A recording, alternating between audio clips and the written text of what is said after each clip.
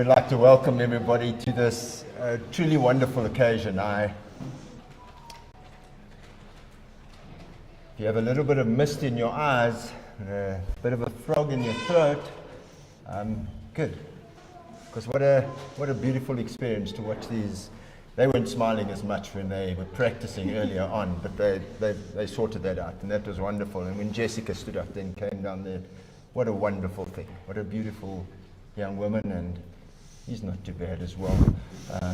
But what a wonderful thing. So welcome everybody. Welcome to those online from South Africa, Australia, I saw so far. Welcome with us. We are pleased to have you join in this ring exchange ceremony. We love the two of you. We are because we love you. And we hope that you feel that. It's important. Years ago I was a marriage officer, and we'd get asked to do these ceremonies of people we didn't know.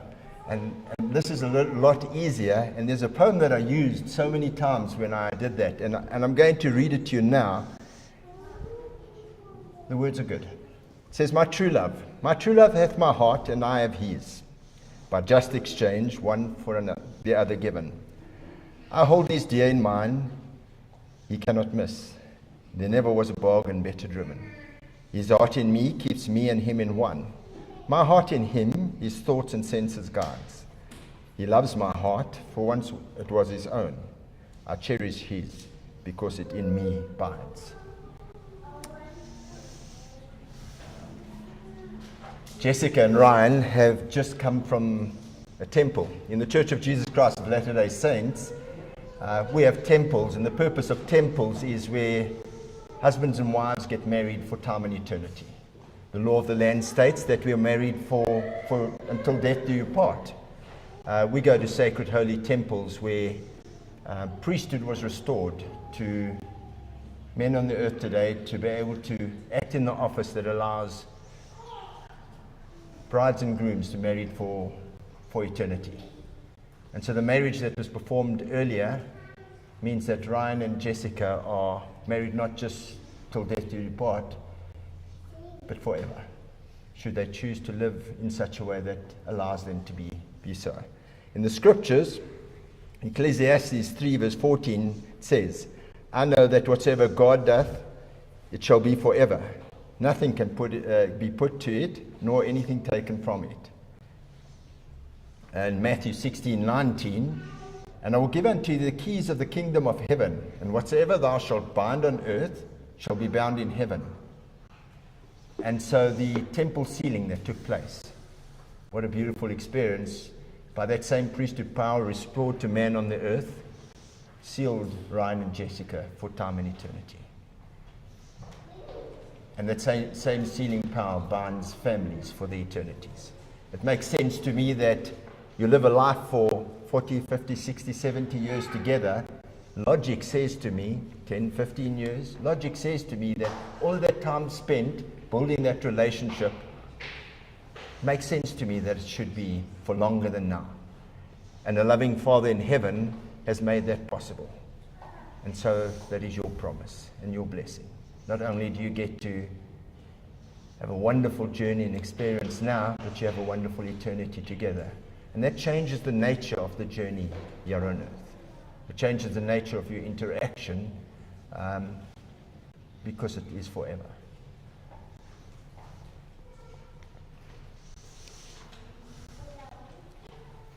We had a little family joining together an experience where we visited in Ryan's good mother-in-law's home, Heidi, and in preparation for that we made some cook sisters. Now, cook sister is a treat, a South African treat, in which you have a little rectangle of dough and you slice two slits in it and then you plait the dough. And so literally you take a husband's family, a wife's family, and in that plaiting you join the three strands together to create your own. And so you're going to bring a little bit that comes from your home. You're going to lose a lot that comes from your home. You're going to bring a little bit from your home, bring a lot that comes from your home, and you're going to create your own you. And it'll be different to those two homes.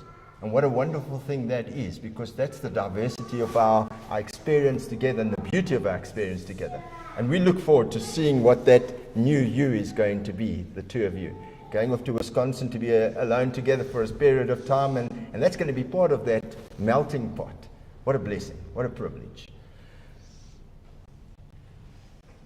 So, you're not going to be cook sisters, but you are going to blend that family together. We now have the opportunity to have the ring exchange. We all speak about the circular, the significance of the ring and the no start, no end, and the roundedness of it. You have those rings on your fingers very soon as a constant reminder of today. And it will be a reminder. It's a proud thing to be able to say, this is who I am, this is what I stand for. These are the principles and values that I stand for. And you do stand. We've met you a little. We are glad to have you as part of our family. And I know that your family is glad to have Ryan as part of their family. And we've already started to become a bit of a family together. And families always worry about that. You come off and you don't know how it's going to be. And for the kindness of your family, Jessica made us feel really good to be here. What a privilege. What a blessing. Okay, we need to get some rings here. Try to not tie those knots too tight. They'll exchange rings, and then Ryan and Jessica will share some vows that they've written themselves.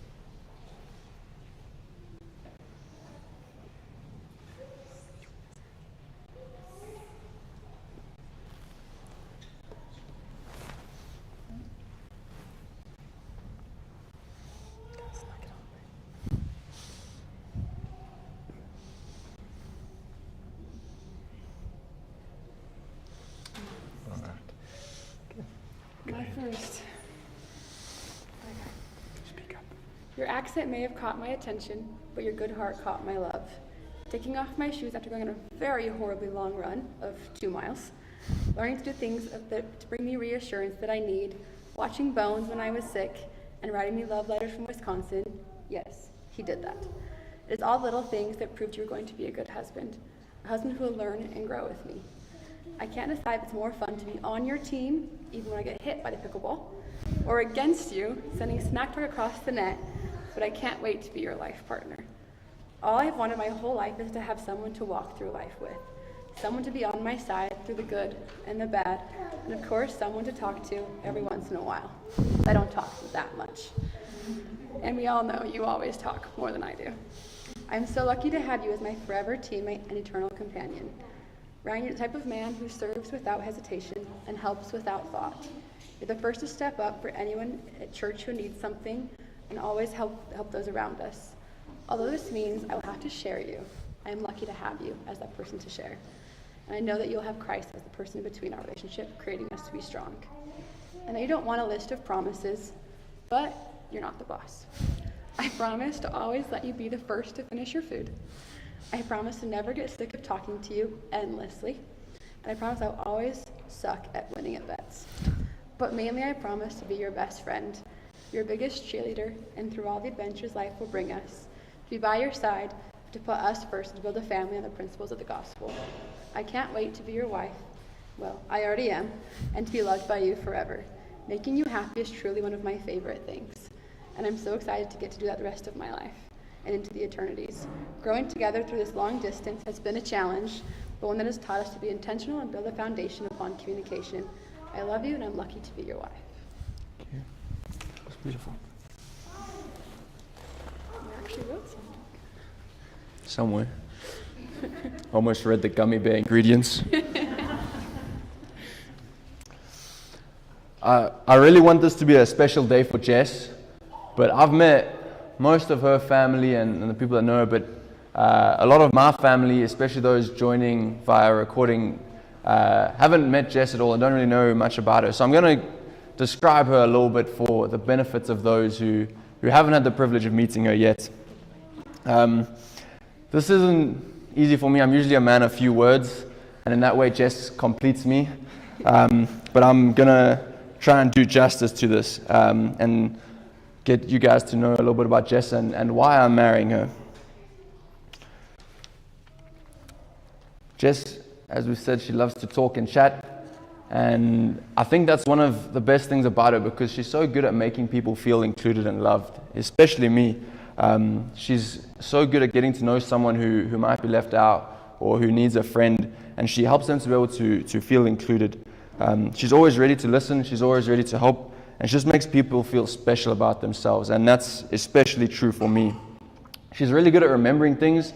Often she'll come to me and tell me I said something, and I'll have no recollection, but I just have to agree with her because it sounds like something I would have said, but luckily I trust her. She's also one of the best planners in the world. As you know, getting a wedding together is kind of a big task, but with a person like Jess, it makes it so easy for the army of people who came together to set everything up to know exactly what they need to do. And so I'm really grateful for that because I think she's already planned out a whole rest of our lives together, so I can just sit back and relax. Jess, you've always been so patient and understanding with me, especially when I haven't deserved it. You've always shown me so much love and support that I'm so grateful for. I don't know how I got so lucky to spend the rest of my life and forever with someone who gets so much joy out of trying to make me happy. I don't know if I can do as good a job as you do in bringing joy into a home, but I'll try my best to make you feel special every day. I'm so grateful for who you are as a person and that you choose to live the gospel of Jesus Christ. I'm so excited to have a family with you. I know that you're going to be an amazing mother. I can't wait to go on all of our grand adventures together. I can't wait to spend cozy days at home together. I can't wait to live together forever. I love you, Jessica. That's enough, isn't it?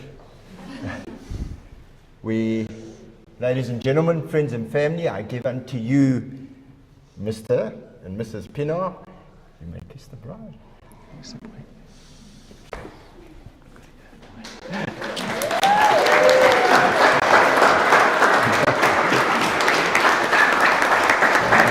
What do we now? I never got this far. We just walk out? Yeah. Right, we're going to let them follow. We can just follow them to get some photos more. Thank you. Okay, go ahead and follow them. You're going to follow them? Bridesmaids, you're welcome to follow them. Come on, they'll come. You don't have to be an announcer just yet. So you don't make your whole dinner.